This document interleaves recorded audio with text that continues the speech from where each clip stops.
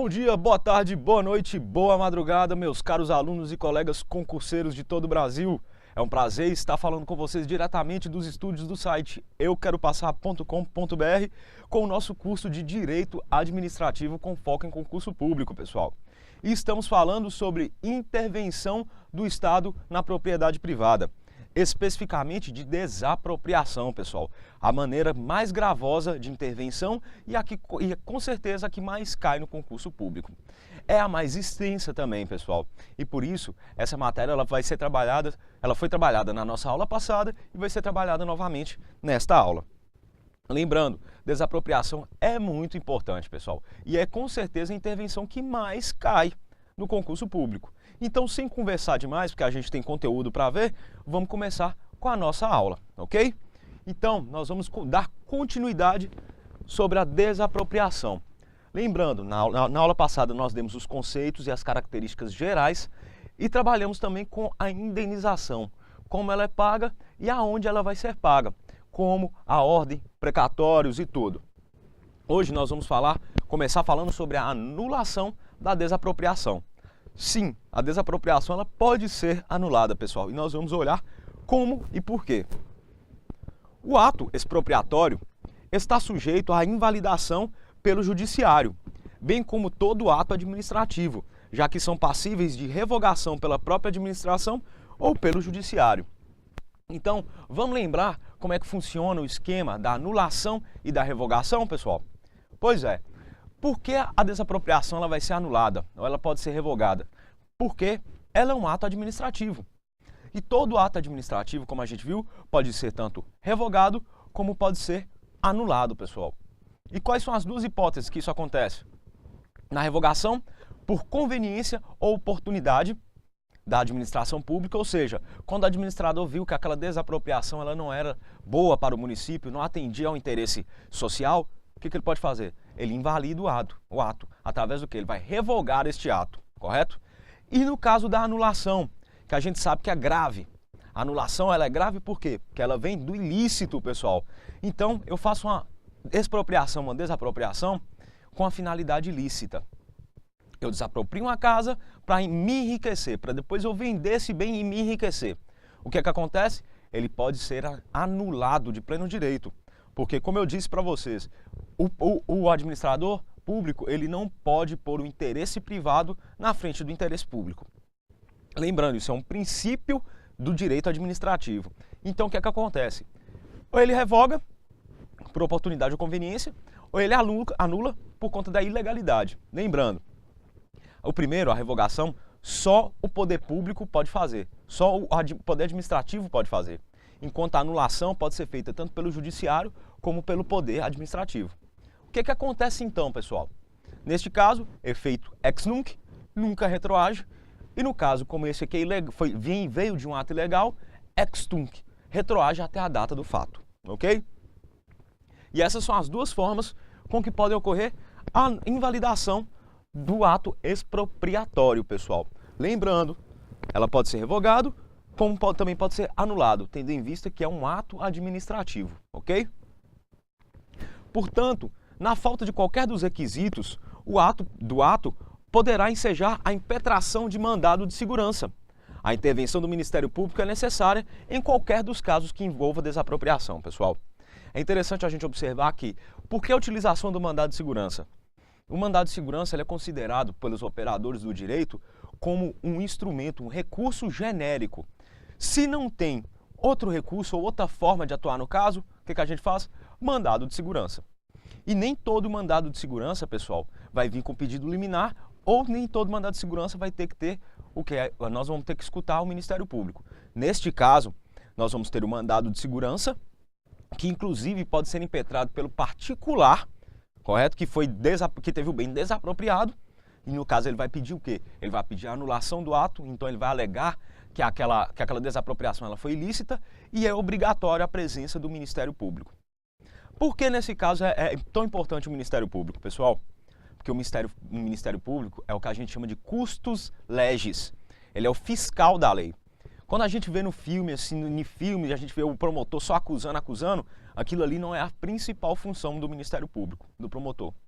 A principal função do promotor é de ser o fiscal da lei. Para isso que o Ministério Público ele existe.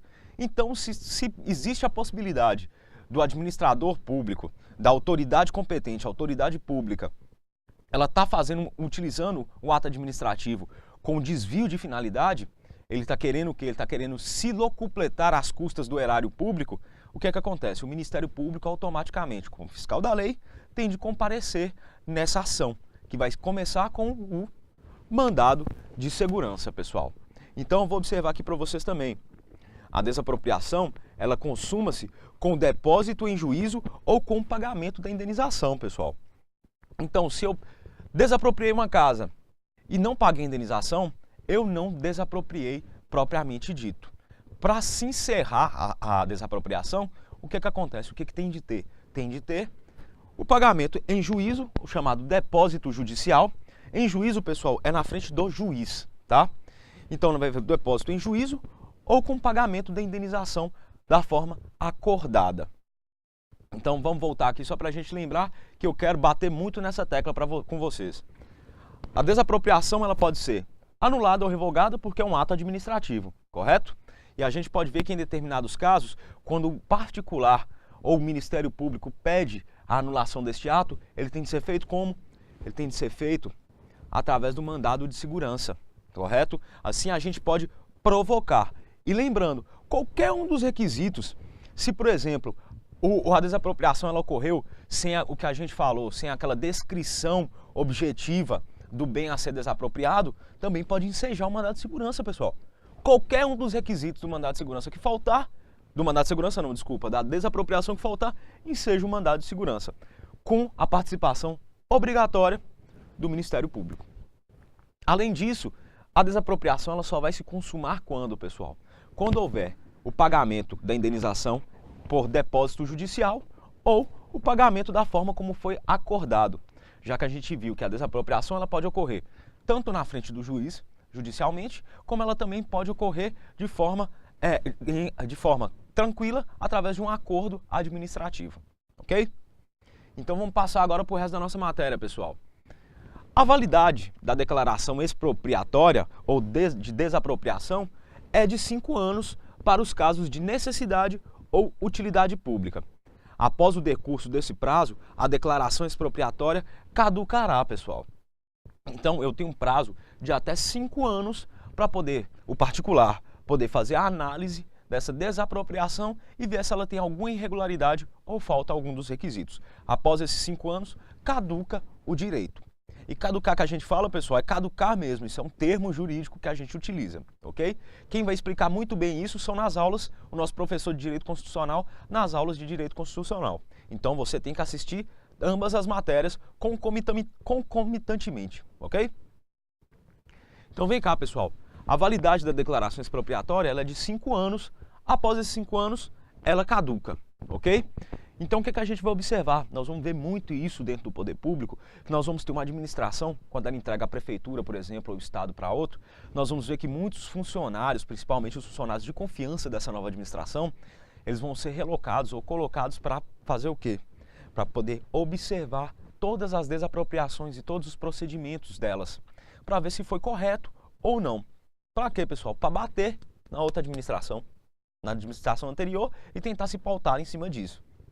De uma forma ou de outra, acaba ocorrendo um certo controle de legalidade. Mas a gente sabe que isso tem um viés político e não um viés, que nós vamos colocar assim, um viés de direito, tá? Então vamos lá, pessoal. É provável também que aconteça a desistência da declaração expropriatória, mas desde que esta seja feita unilateralmente a qualquer momento e desde que o faça até o instante do pagamento, depósito ou indenização. Então, pessoal, o que a gente pode observar aqui? Que o poder público ele também pode desistir da desapropriação. E ele pode desistir a qualquer momento do procedimento de desapropriação. O interessante é a gente observar isso. Ela tem de ser feita como? Ela tem de ser feita unilateralmente. Ou seja, só a administração pública que deve fazer essa desistência, que pode fazer essa desistência. Ok? Afinal, é ela que está querendo fazer a desapropriação. Isso pode ser feito a qualquer momento do procedimento, desde que seja feito antes do pagamento, do depósito ou da indenização. Por quê? Pessoal, se eu recebi o dinheiro e eu disse para vocês que o ato da desapropriação ele se encerra com o pagamento ou com o depósito em juízo ou com a indenização, então como é que eu vou desistir de uma coisa que já foi feita, que já é um ato de direito válido? É o que a gente tem de observar também, o direito adquirido, tá? Às vezes é até mais importante para o particular o recebimento dessa indenização do que a manutenção do bem. Por isso que às vezes o particular nem se opõe à desapropriação, tá bom? Lembrando, pessoal, agora nós vamos trabalhar com a desapropriação por reforma agrária. Lembrando, a finalidade básica da desapropriação ou expropriação é o quê? É o interesse social. E eu fiz questão de ressaltar neste caso aqui, porque ainda mais na reforma agrária existe o interesse social. Ele é muito mais visível, ele é muito maior. No caso, para a reforma agrária, o prazo de caducidade é de 2 anos, ou seja, o direito ele vai caducar em 2 anos.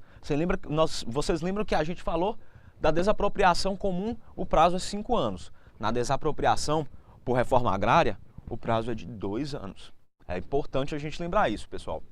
E quem pode desapropriar para a reforma agrária? Somente a União.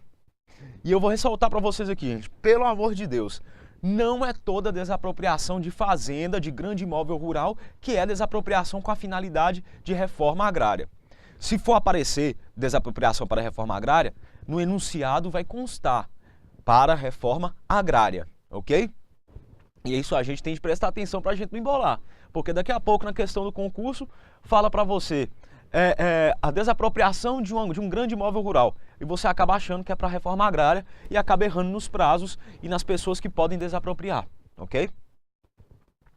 Então vamos lá. A indenização, nesse caso, ela vai correr para todas as benfeitorias, não só as benfeitorias necessárias, viu?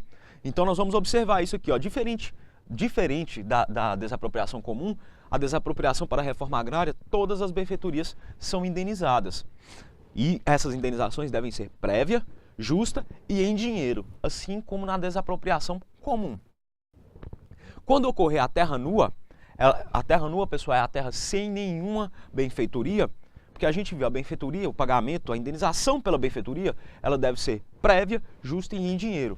Mas a da terra nua, como a gente está falando de grandes vultos econômicos, ela pode ser parcelada de 2 a 20 anos em prestações através de título da dívida agrária. E isso é o que mais gera briga dentro da reforma agrária, pessoal.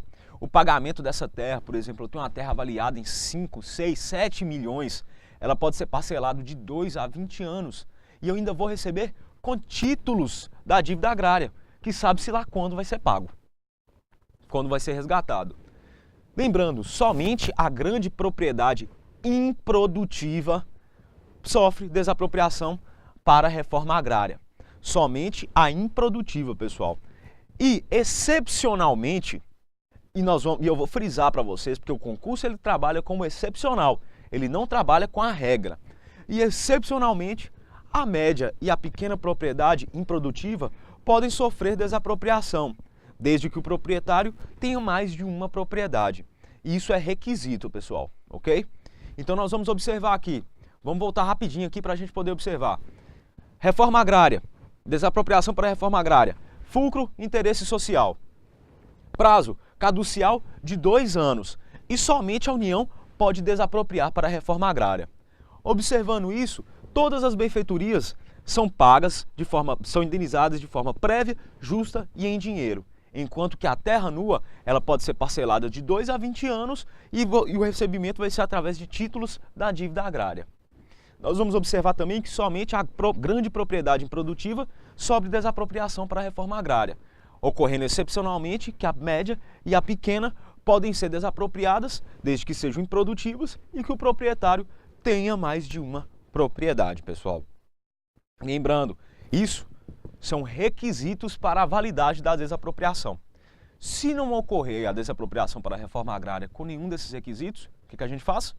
Mandado de segurança com a presença do Ministério Público, ok? Isso é o que a gente pôde ver, por enquanto, sobre a desapropriação, a intervenção do Estado no poder, na esfera patrimonial do particular, pessoal. Meu nome é João Vitor e falo com vocês do site euqueropassar.com.br. Aguardo vocês na nossa próxima aula.